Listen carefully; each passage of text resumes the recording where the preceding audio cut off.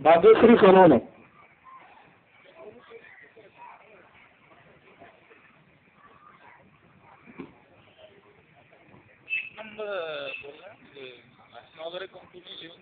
त्याच्यामुळे मी सगळी ते करून घेते. तिला खूप आवड आहे. तथागत भगवान गौतम बुद्ध यांना माझा समनीय जयदेव. भारतरत्न डॉक्टर बाबासाहेब आंबेडकर यांच्या आचारांना विचारांना माझे त्रिवार वंदन. व इथे बसलेले उपासक व उपासिका यांना माझा समनीय जयदेव. अष्टांग मार्ग. अष्टांग मार्ग म्हणजे 8 अंगाचा मार्ग. जो जो या मार्गाने जाईल त्याला सुख, समाधान, आनंद प्राप्त होईल, जीवन सुखात जाईल, असा हा मार्ग आहे. सम्यक दृष्टी. सम्यक दृष्टी म्हणजे अविद्येचा नाश करणे, दुराचाराला दुराचार समजणे, लाभ, मोह, द्वेष यांना दुराचाराचे मूळ समजणे. भगवान बुद्ध आपल्या काळीराजकाला सांगतात की जग हे एक अंधार कोठडी असून आपण त्यातील एक कैदी आहोत. हे आपण लक्षात घेतले पाहिजे. मनुष्याने आपल्या अद्भुत कल्पनांचा नाश केला पाहिजे. सम्यक दृष्टी मनुष्याला अकुशल कर्मापासून दूर ठेवते व कुशल कर्म करण्याचा सम्यक दृष्टी मनुष्याला मार्ग दाखवते. स्वतंत्र मन व स्वतंत्र विचार म्हणजे सम्यक दृष्टी होय. यामुळे अष्टांग मार्गामधला हा मार्ग महत्वाचा आहे. आता सम्यक संकल्प. सम्यक संकल्प म्हणजे कायेने कोणत्याही प्रकारची हिंसा न करण्याचा संकल्प. राग द्वेष न करणे, लोभ न करणे, मोह न करणे, नेहमीच चांगली व योग्य कर्म करण्याचा संकल्प करणे.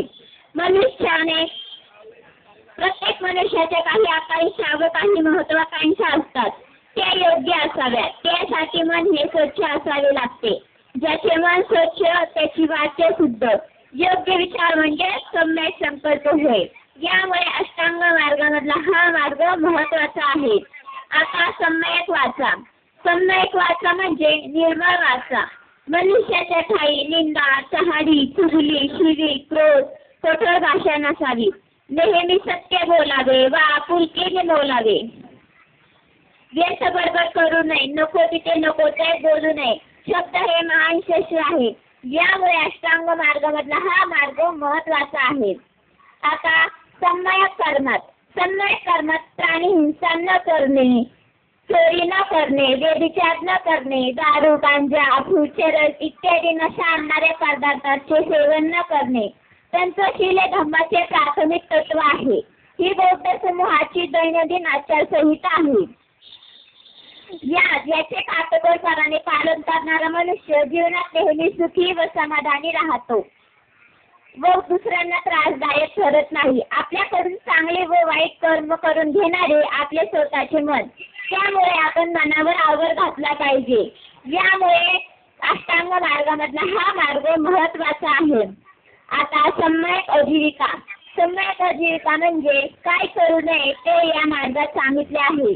समाजाचे आणि प्राणी मात्राचे आजीवन धोक्यात आणणारा असा कोणताही धंदा किंवा व्यापार न करणे.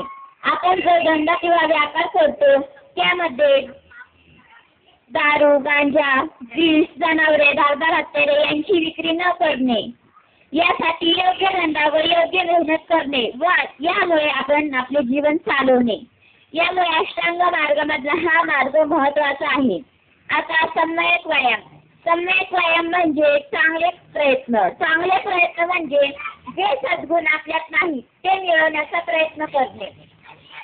उदाहरणार्थ एक वार्षिक परीक्षा जवळ आल्यावर एखादा विद्यार्थी जसे रात्रंदिवस अभ्यास करतो, काही उत्तरे तोंडपाठ करतो तर काही डोक्यात साठवून ठेवण्याचा प्रयत्न करतो व पुन्हा पुन्हा वाचन करतो.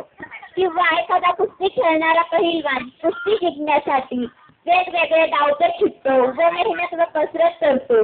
याप्रमाणे यामुळे अष्टांग मार्गामधला हा मार्ग महत्वाचा आहे. आता सम्यक स्मृती. सम्यक स्मृती म्हणजे आठवणीत ठेवणे.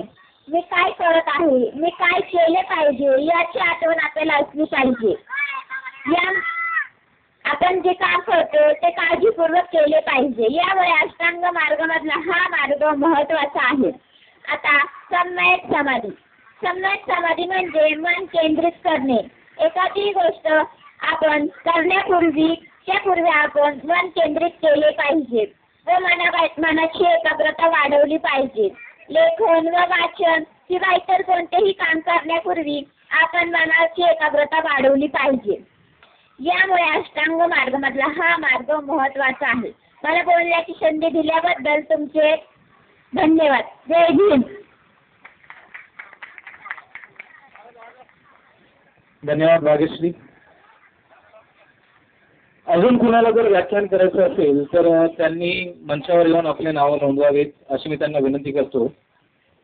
तर आता ज्या लहान मुलांनी आपल्याला इथे येऊन जी व्याख्यानं दिली, इथे म्हणजे त्यांचं मनोगत व्यक्त केलं, तर हे खूप मोठं धाडस आहे की एवढ्या लहान वयात एवढ्या लोकांसमोर येऊन बोलणं, आपले विचार त्यांच्या पुढे व्यक्त करणं.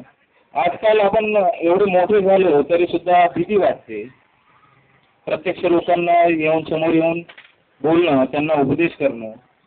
पण मी खरंच या मुलांचं कौतुक करेन आणि त्याच